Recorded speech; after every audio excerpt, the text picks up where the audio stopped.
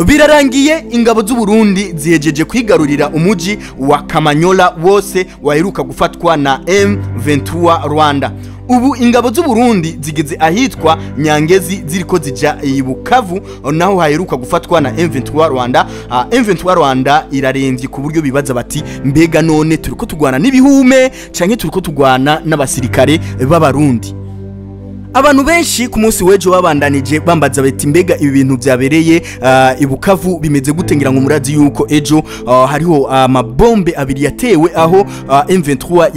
yariko ikorera inama na cyane cyane biboneka yuko bagomba gutangura gushinga amategeko nkuko babigize igoma, ariko ntivyaheze neza kubera ko byaheze hari n'abantu benshi bahaburiye ubuzima nubwo ibitigira bisohogwa na M23 atari byo. Ibirori bigitangura abajene bo muri M23 batanguye baririmba indirimbo yateye amakenga abantu benshi cyane na cyane ko iyi ndirimbo izwi nk'indirimbo yahozwe iririmbwa kuva kera cyane mu gihugu cy'u Rwanda, aho iyo ndirimbo igizwe n'amajambo avuga ati mbega u Rwanda ruzokubakwa nande, u Rwanda bagaca bitabira abandi ati u Rwanda ruzokubakwa natwebwe nyene, mbega u Rwanda ruzotezwa imbere nabandi,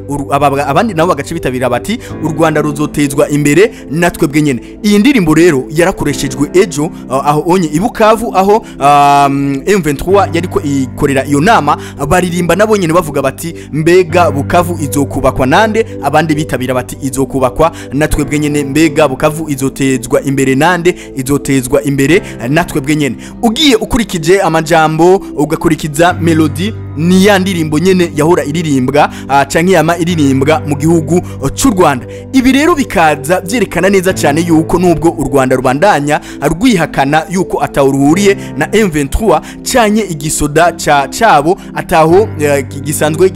yuriye na M23 canke kitigera kiza muri Kongo gufadikanya na M23, ariko ibi neza na neza biri muri bimwe mu bimenyetso biza vyerekana yuko koko u Rwanda rufise aho ruhuriye na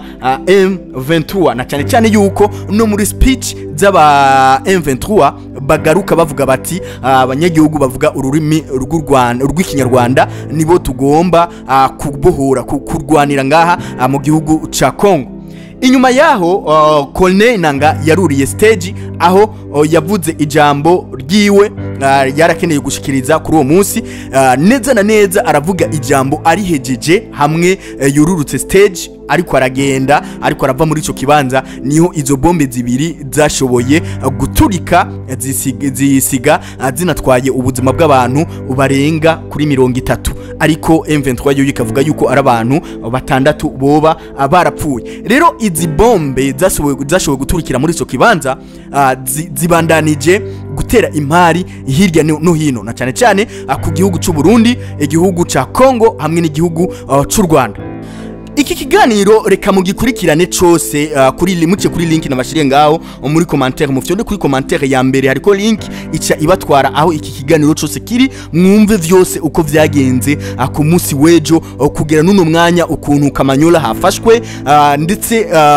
ukuntu vyose vyagenze muri rusange. Mwebwe ni muje muri commentaire murabe commentaire ya mbere iriko link muyifyonze ko ica ibaganisha aho muca mukurikirana iki kiganiro cyose.